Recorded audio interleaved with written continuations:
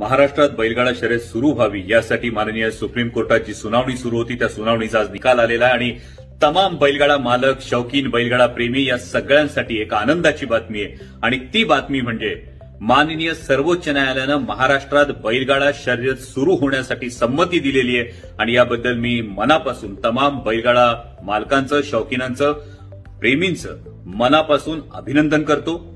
आणि याचबरोबर महाराष्ट्र सरकारचे पशुसंवर्धन मंत्री सुनीलजी केदार यांचं मनापासून आभार मानतो, कारण गेल्या वेळी त्यांची भेट घेतल्यापासून ज्या पद्धतीनं त्यांनी हा विषय लावून धरला आणि महाराष्ट्र सरकारनं ज्या तडफेनं ही बाजू मांडली, त्यामुळे हा निर्णय आपल्या बाजूने लागला हे प्रामाणिकपणे नमूद केलं पाहिजे। त्याचबरोबर सर्व पक्षीय लोकप्रतिनिधी असतील ज्यांनी वेळोवेळी या संदर्भात आवाज उठवला, महाराष्ट्र सरकारची बाजू तडफेनं माननीय सर्वोच्च न्यायालयात मांडणारे वकील असतील, या सगळ्यांचं मी मनापासून आभार मानतो।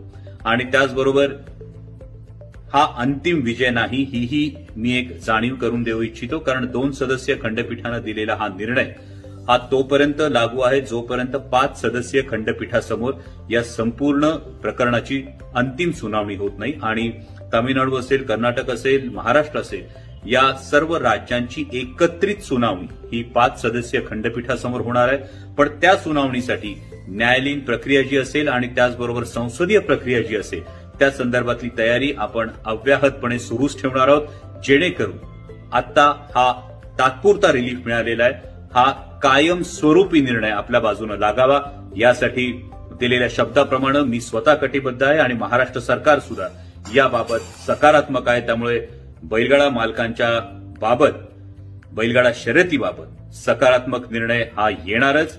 आणि आत्ता मात्र याचा नक्की आनंद व्यक्त करू की घाटात पुन्हा भीर होणार, पण ही भीर करताना, ही बैलगाडा शर्यत आयोजित करताना संपूर्ण नियमांच्या अधीन राहून, नियमावलीचं पालन करून आपल्याला करायचंय, जेणेकरून अंतिम विजय सुद्धा हा आपलाच असेल। जय श्री